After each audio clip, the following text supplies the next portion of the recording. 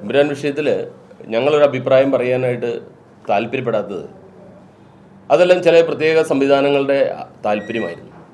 അപ്പോൾ അതിൽ ഒരു ഇമ്പാക്റ്റ് ഉണ്ടാക്കുക എന്നുള്ളത് തന്നെയാണ് ഞങ്ങളതിനെ നോക്കിക്കണ്ടത്. കാരണം ഇപ്പോൾ BJP സംബന്ധിച്ച് അതിൽ നേരിട്ട് ഗുജറാത്ത് കലാപം എന്ന് പറയുന്നില്ലെങ്കിൽ പോലും അതിൻ്റെ അർത്ഥവും ആ സിനിമയുടെ കഥയും അത് തന്നെയാണ്.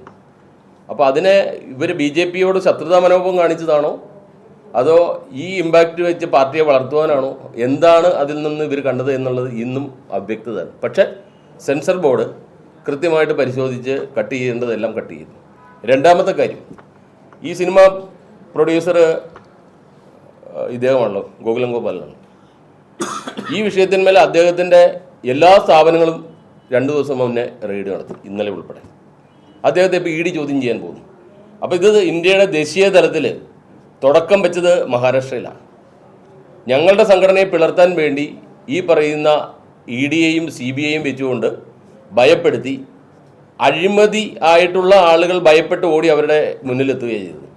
അപ്പോഴും അതിൽ പൊരുതി നിന്നുകൊണ്ട് തൻ്റെ ഇടത്തോടെ ഞങ്ങൾക്ക് ഞങ്ങളുടെ സംവിധാനം മുന്നോട്ട് കൊണ്ടുപോകാൻ കഴിഞ്ഞു.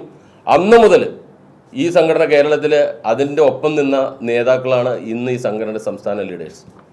അപ്പോൾ അതുകൊണ്ട് ഞങ്ങൾക്കൊരു ആശങ്കയാക്കാറില്ല. പിന്നെ എമ്പുരാൻ കൊണ്ട് അവർക്ക് എന്താണ് ലക്ഷ്യം എന്നുള്ളത് ഏകദേശം അവർക്ക് കിട്ടി എന്നാണ് ഞങ്ങൾക്ക് അഭിപ്രായം പറയാനുള്ളത്. അല്ലെങ്കിൽ ഗോകുലം ഗോപാൽ അദ്ദേഹത്തിൻ്റെ സ്ഥാപനങ്ങളെല്ലാം ഇങ്ങനെ റെഡി ചെയ്യേണ്ട കാര്യങ്ങളില്ലല്ലോ. പിന്നെ അത് ട്വിസ്റ്റ് തടഞ്ഞത് എവിടാ? ഈ അപ്പോഴും പബ്ലിക് കഥകളി കാണുന്ന പോലെ ഗോപാലൻ ചേട്ടൻ എന്ത് ചെയ്തു? സുരേഷ് ഗോപിയായിട്ട് പുതിയ പടത്തിന് ടൈപ്പായി. അപ്പോൾ ഇത് കൂട്ടി വായിക്കേണ്ട കാര്യങ്ങളാണ്.